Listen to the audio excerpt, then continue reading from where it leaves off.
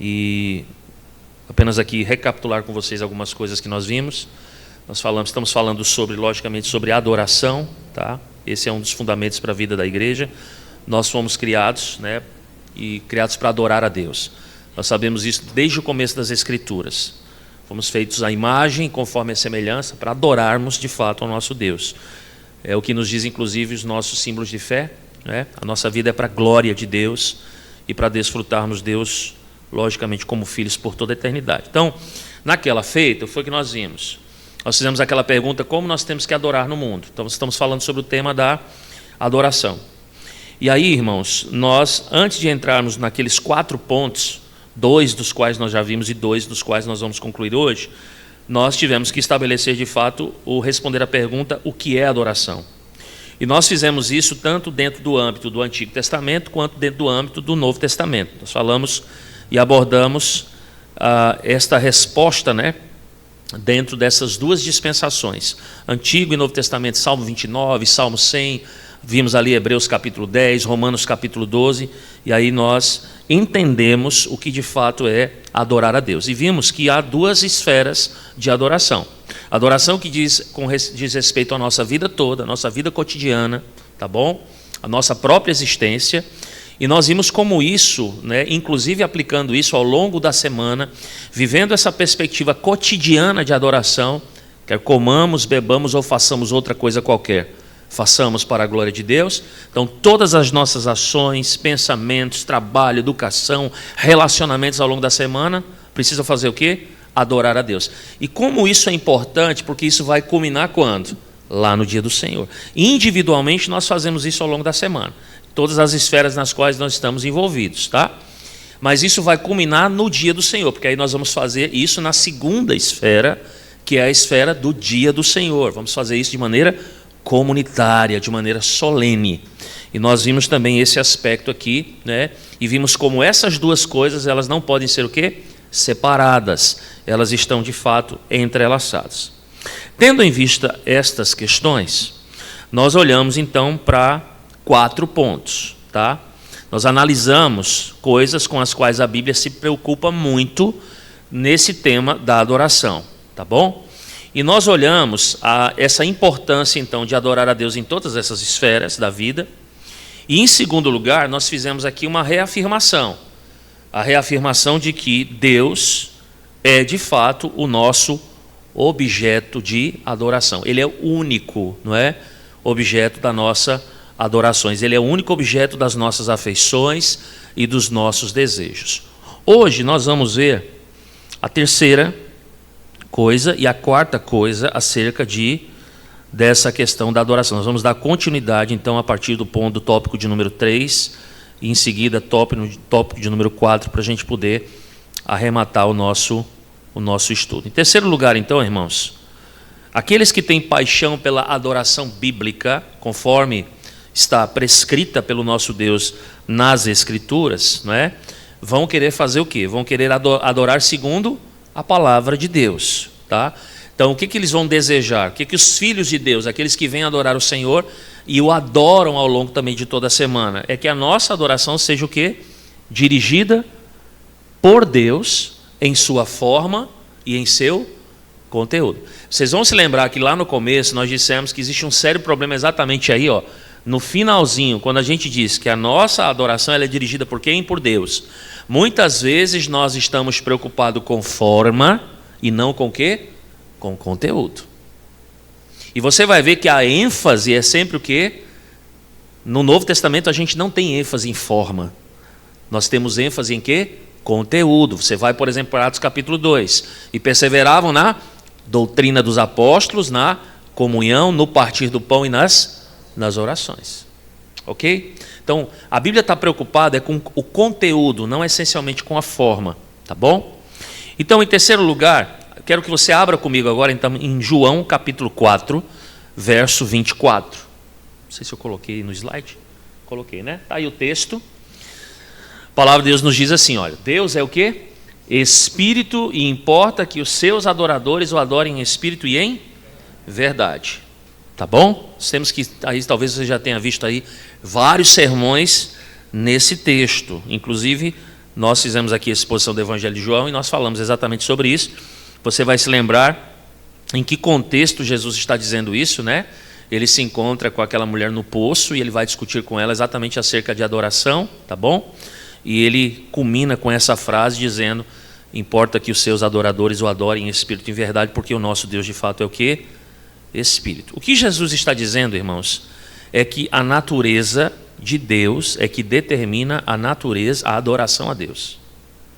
Ok? O que ele está dizendo? Quando nós pegamos esse tema e aplicamos exatamente a esse versículo, o que Jesus está dizendo àquela mulher é que a natureza de Deus, ela determina a adoração a quem? A Deus. Deus é o quê? Espírito. E a sua adoração precisa ser feita como? Em espírito e em verdade. O que Jesus está dizendo, irmãos, é que quem Deus é como Ele determina a maneira como nós devemos adorá-lo. Deus é espírito, portanto, aqueles que o adoram devem adorá-lo em espírito e em verdade. E Jesus está dizendo isso para aquela mulher.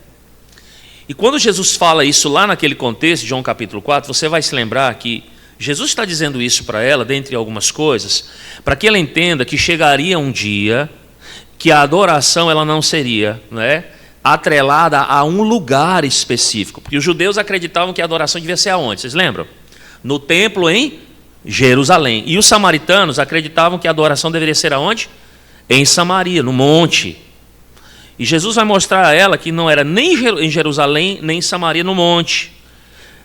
Ele vai afirmar que aquele já não seria mais, ou não seriam os lugares para se adorarem ao único Deus vivo e verdadeiro, mas que os adoradores o adorariam de fato, não restringidos a um local, mas o fariam em espírito e em verdade. Ou seja, em outras palavras, Deus deve ser adorado em todos os lugares. Por quê? Porque Ele é espírito. E por quê? Porque Deus está em toda parte. E percebam, irmãos, nós o adoraremos em qualquer lugar. E só existe uma forma de fazê-lo isso. É na mediação do seu Filho, Jesus Cristo. É exatamente esse ponto que Jesus vai enfatizar nessa passagem.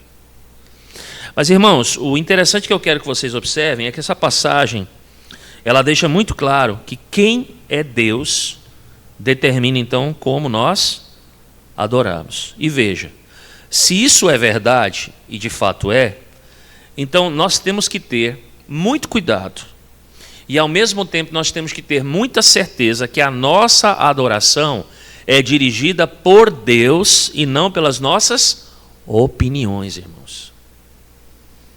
A nossa adoração, ela não deve ser dirigida pelas nossas tendências ou pelas últimas tendências, como nós vemos aí em várias dessas denominações. Agora veja, porque Deus, através da sua palavra, Ele nos mostra como devemos adorá-los, então nós temos que estar certos de que nós estamos fazendo exatamente aquilo que Deus prescreveu para nós. Então, queremos que a nossa adoração ela seja determinada tanto na sua forma como no seu conteúdo, tanto em suas partes como em sua substância, pela palavra de Deus e exclusivamente pela palavra de Deus.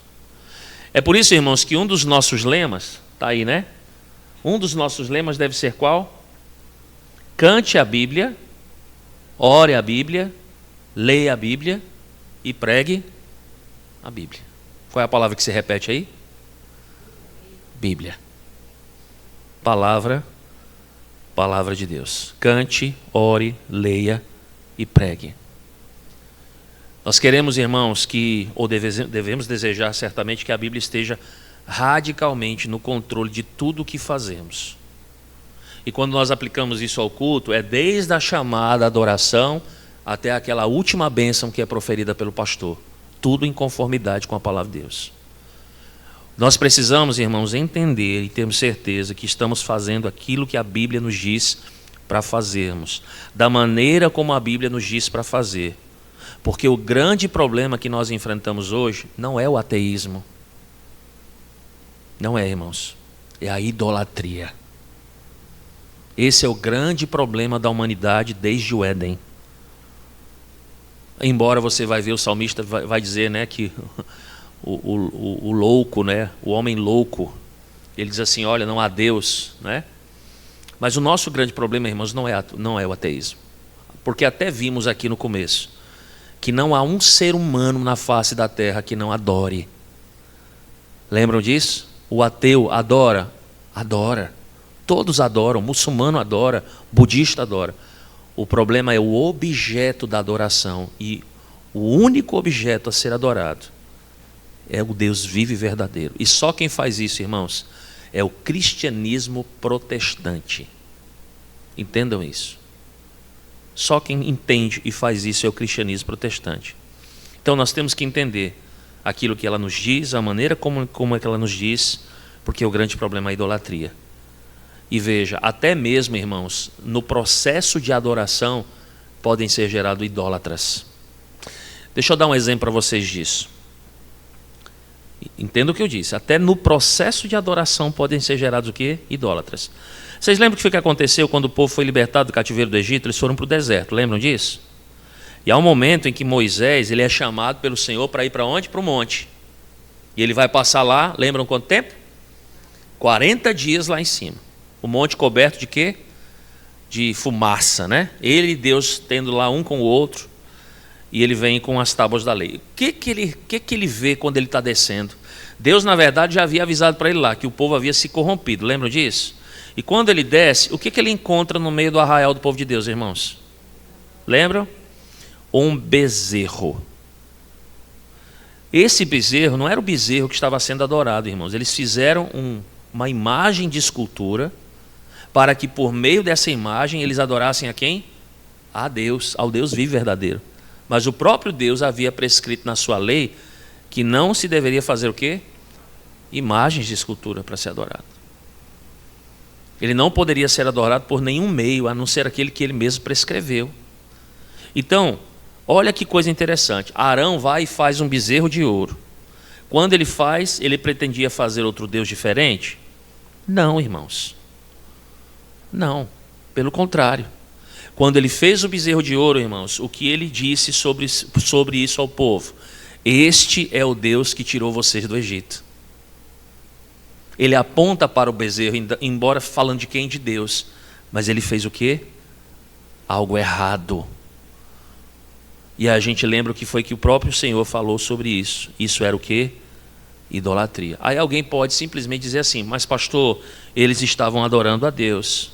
Eles estavam usando apenas um bezerrozinho de ouro, né? Não tinha nada demais. Mas irmãos, o que é que Deus disse na sua palavra? Não façam. Não é isso, minha irmã. Não façam. Não, em outras palavras, Deus está dizendo, não me adorem segundo as suas ideias ou opiniões. Adorem segundo o que prescreve a minha palavra. Me adore da maneira como eu digo que eu quero ser adorado. E vejam, irmãos, Deus tem direito de dizer isso ou não? Tem, porque Ele é Deus. Ele é o Senhor de tudo e de todos. Ele é o dono de todas as coisas. Então nós precisamos entender isso, irmãos. Às vezes nós não queremos, nós queremos simplesmente adorar a Deus segundo vãs invenções, ideias e opiniões. E disso o nosso coração corrupto está cheio, irmãos. Cheio. Então é segundo o que Deus diz, é como Ele diz que nós devemos adorar. Então veja, se alguém entre nós, e logicamente eu creio que todos nós dizemos assim, olha, eu tenho uma paixão por adorar a Deus. E isso é algo que deve incendiar de fato, irmãos, os nossos corações. Nós devemos ter continuamente prazer em adorar a Deus. E de todas as formas. Na oração, na música. Geralmente a gente faz isso com mais facilidade por meio de quê? Da música, não é verdade? A música é algo belíssimo que Deus nos concedeu, irmãos. Que coisa maravilhosa. E haverá uma música nos céus que a gente não sabe nem descrever, mas vai ser algo assim maravilhoso. Mas vejam, de todas as formas que Deus nos deu, a gente precisa ter uma paixão pela adoração. E se de fato nós temos uma paixão pela adoração, o que nós queremos de fato é glorificar e adorar a Deus, nós vamos fazer isso segundo a vontade de quem? Dele. Na forma e no conteúdo. Não segundo a gente, mas segundo Ele. Amém? Entendam isso. Último ponto. Se nós temos paixão por adorar a Deus, como consequência disso, irmãos, amar o domingo fica muito fácil. Fica ou não fica? Fica. Esperar e almejar pelo primeiro dia da semana, irmãos, que vontade, né? É que a semana acabe logo, que chegue o final de semana, porque mais uma semana vai começar, e ela vai começar coroada com o primeiro dia da semana, com o dia da feira da alma, não é? Em que a gente vem colher toda coisa boa para a nossa alma, na presença do Senhor e com a sua igreja. Então, o que o crente que de fato estima adorar a Deus, ele vai desejar? Ele vai ansiar pela chegada desse dia. E a nossa visão do dia do Senhor, irmãos, ela não vai ser uma visão centrada no homem. Porque, irmãos, convenhamos, há muitas pessoas que vão para a igreja achando que o culto é para elas. Que o culto e a adoração daquele dia precisam agradar a quem? A elas. Que a palavra que o pastor vai escolher precisa ser uma palavra voltada para ela. Que os cânticos que vão ser cantados precisam agradar o coração dela. Irmãos, isso é, por assim dizer, ignorância. O culto, ele é um serviço de... Lembra que a gente falou lá em cima, lá no comecinho? Adorar significa o quê? Prestar um serviço de culto, de adoração. A gente vem para cá é para prestar serviço. A gente não vem para cá para ser servido, não, irmãos. A gente vem no dia do Senhor é para servir a Deus. Como? Através da mais singela, humilde e verdadeira adoração prescrita pela sua palavra. Então, a nossa visão do domingo, ela será centrada em quem? É em mim? Não, é em Deus. A visão do dia do Senhor é centrada em Deus. Nesse dia, o povo de Deus vai prosperar? Vai. Se ele tem essa visão, ele prospera. Prospera como, irmãos? Espiritualmente. Espiritualmente. Peguem, por exemplo, a pregação e o ensino da palavra de Deus no domingo. Duas coisas aí são importantes, irmãos. Primeiro, o povo de Deus, ele é edificado. Olha aí, ó. A prosperidade espiritual, o povo de Deus, aqueles que já são crentes são o quê? Edificados por meio dessa palavra. E quem não é salvo? Recebe uma palavra e um convite de quê? De salvação, irmãos. Então, tem mais algum? Isso. O Robert, eu peguei especificamente essa citação do Robert A. McCheyne, que diz o seguinte sobre o domingo, olha lá. Sentimos que um dia do Senhor bem aproveitado é o que, irmãos? É um dia de céu na terra. Até porque o que Deus nos deu aqui, terrenamente falando, aponta para o quê? Para aquilo que virá. Então, o dia do Senhor, ele aponta para aquele grande e glorioso dia do Senhor. É um pequeno deleite que nós temos daquilo que é a promessa, né? A volta de Cristo, aquele dia do Senhor, que vai nos inserir, logicamente, numa atmosfera e numa experiência com Deus muito maior do que a gente tem hoje, mas ela começa aqui. Então veja o que ele diz. Sentimos que um dia do Senhor, bem aproveitado, é um dia de céu na terra. E o que normalmente nós deveríamos esperar de nós mesmos, irmãos?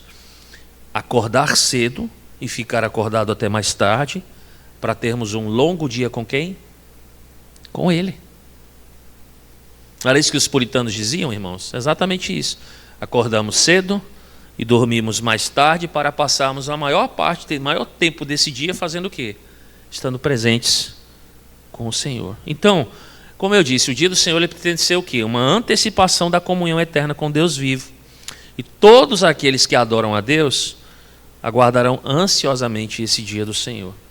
Então, eles não vão dizer assim, olha, não se espera que ouvir isso de um crente. Não. Outro domingo. Isso é inconcebível, né, irmãos? Um crente dizer assim, mas hoje é domingo, outro domingo. Não. Esse domingo eu não vou, não. Deixa para o próximo.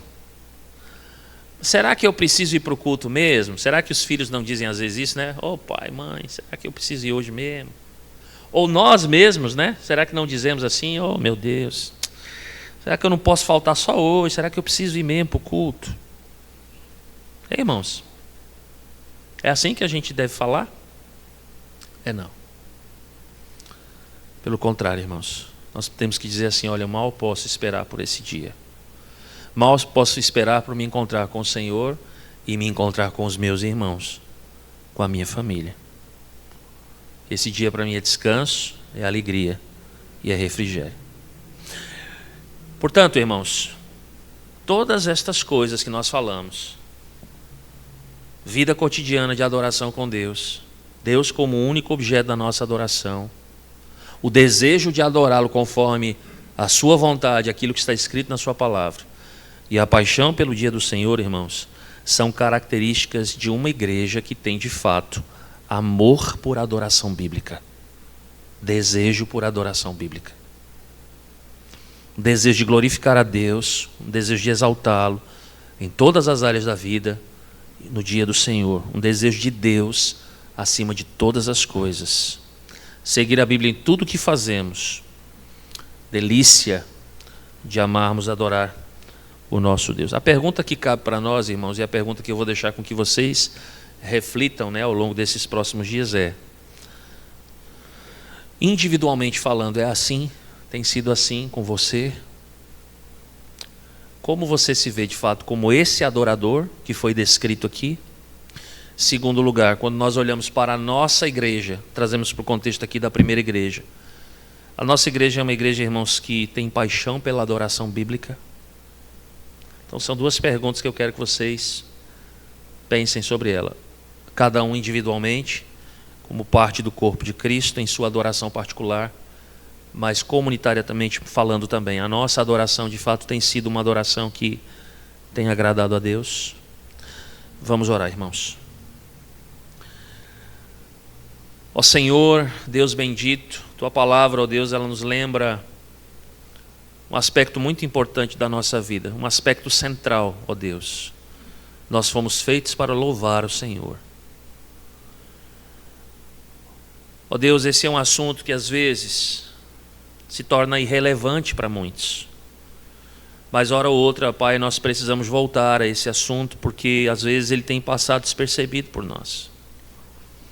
Às vezes até a nossa própria adoração se torna algo muito mecânico. Perde o seu sentido, perde o seu valor. Portanto, ó Deus, ao longo dessas duas últimas quartas-feiras, fomos instruídos acerca da adoração, que é as suas esferas, a vida, o domingo, o culto público, o Senhor, a vontade do Senhor prescrita na Tua palavra. Ó Deus, que possamos refletir sobre isso, Senhor. Que possamos, ó Deus bendito, se ao analisarmos a nossa própria vida e percebermos que estamos fora desse padrão, Deus nos ajuda a retornar aos trilhos. Que possamos adorar ao Senhor como convém. Nós somos filhos. Nós somos, ó Deus, a herança do Senhor. Nós fomos, ó Deus, inseridos no corpo cujo cabeça é Cristo. E isso diz respeito também, ó Deus, à nossa vida de adoração para com o Senhor. Porque quando nós estávamos alheios às promessas, fora da comunidade do pacto, ó Deus, certamente nós não adorávamos o Senhor. Pelo contrário, adorávamos a nós, tínhamos vários ídolos em nosso coração, nós os servíamos, nós os adorávamos, prestávamos culto a eles, mas um dia o Senhor nos amou e nos libertou dessa escravidão e nos reconduziu, ó Deus bendito, para a Tua presença por meio do Teu Filho Jesus Cristo, de maneira, Pai, que agora o padrão também deve ser restabelecido. Nós já não adoramos mais aquelas coisas, já não temos mais nada a ver com aquelas coisas. Nós repudiamos, ó Deus, qualquer coisa sobre adoração que não seja o Senhor. O Senhor é que deve ser adorado. Portanto, ó Deus, que façamos, ó Deus, uma análise em nosso próprio coração. Nosso coração às vezes tem carregado, ó Deus, ídolos. Nós temos adorado muitas coisas ao longo da semana e queremos adorar o Senhor apenas no domingo. Ó Deus, tem misericórdia de nós. Que ao longo de toda a semana, das 24 horas de cada dia, ao longo de todos esses anos que o Senhor nos concede para viver, ó Deus, resgatados em Cristo Jesus, Que não percamos, ó Deus, esse foco da nossa vida, Senhor. E que em tudo de fato o Senhor seja adorado. Sabemos, ó Deus, também não podemos fazer isso por nós mesmos sozinhos. Precisamos do Teu auxílio, Senhor Deus. Nós temos então a Tua palavra que nos guia em todo esse processo. Mas graças ao Senhor nós temos a presença do Teu Espírito. O Senhor derramou o Seu Espírito sobre nós. Nos deu a condição então por meio do Espírito, ó Deus, e pela instrumentalidade e poder desse Espírito, que nos guia pela palavra, a fazermos tudo conforme a Tua vontade. Então nos auxilia, Senhor Deus. Agradecemos ao Senhor porque não estamos sozinhos nesse processo. E, ó Deus, quando porventura estivermos fracassando, seja mesmo o caso agora, que o Senhor mesmo, por meio do Teu Espírito Santo, gere em nós o reconhecimento do nosso pecado. Gere em nós o afastamento nosso, ó Deus, dos padrões da Tua palavra. De maneira, Pai, que venhamos a nos arrepender e que possamos buscar a excelência, ó Deus, dos preceitos do Senhor, para adorarmos o Senhor conforme a Tua vontade. E fazermos isso exatamente como Cristo diz, possamos fazer em espírito e em verdade, para a Tua glória bendita. Sê com cada um de nós, ó Deus, fortalece a Tua igreja e guia a Tua igreja nesse processo. Nós Te suplicamos e Te agradecemos em nome do Senhor Jesus. E também, ó Deus, nos despede em paz para os nossos lares e nos prepara para mais um dia do Senhor. Em Cristo. Amém. Amém.